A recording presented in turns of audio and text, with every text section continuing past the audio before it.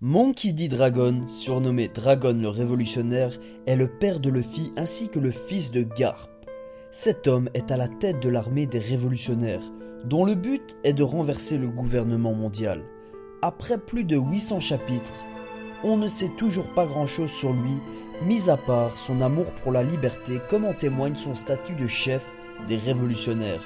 Cette théorie sera entièrement centrée sur Dragon, personnage qui renferme de nombreux mystères.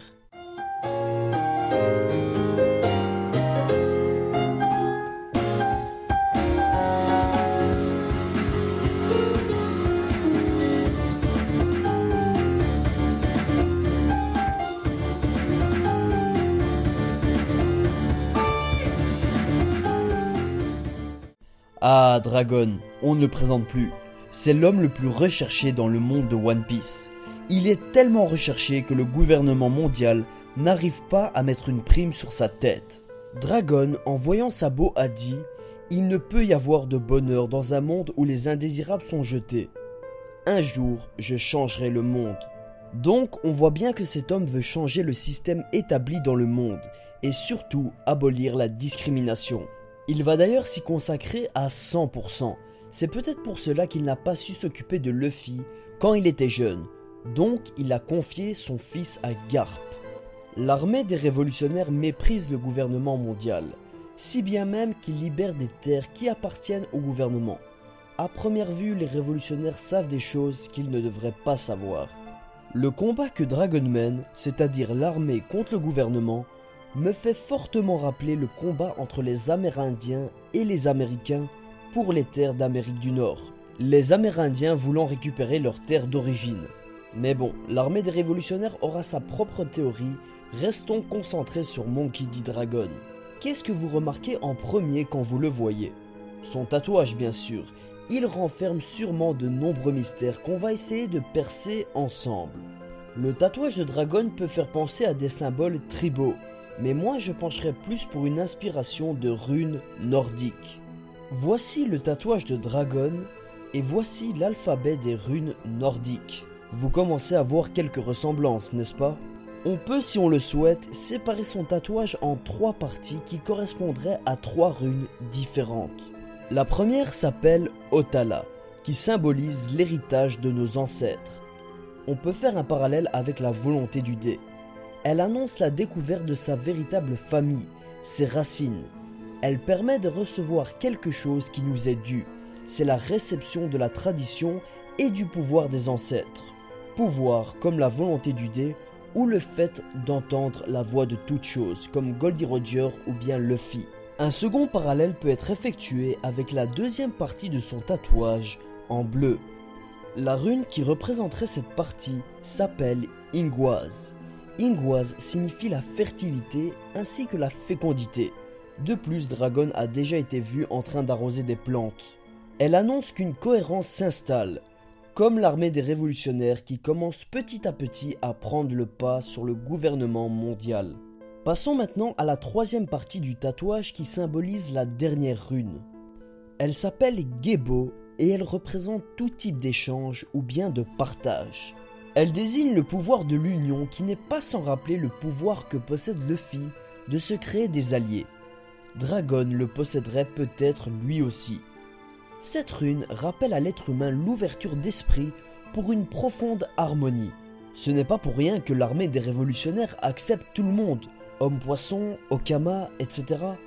C'est la rune aussi du sacrifice, et là cela veut peut-être signifier que Dragon va donner sa vie pour l'avenir de l'humanité. Mais ça, seul le futur de One Piece nous le dira. Ces 3 runes représentent tout ce que j'ai dit, mais j'irai encore plus loin en disant qu'elles font référence aux armes antiques. Dragon, et vous le verrez dans la suite de la théorie, possède juste Uranus. Mais il est certain qu'il est prédestiné à toutes les avoir. Les armes antiques peuvent avoir différents rôles et cela dépend de qui les possède, bien sûr.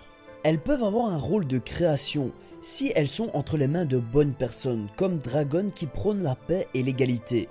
Mais elles peuvent aussi avoir un rôle destructeur, si c'est le gouvernement mondial qui les obtienne, par exemple. Interrogeons-nous maintenant sur les potentiels fruits du démon de Dragon.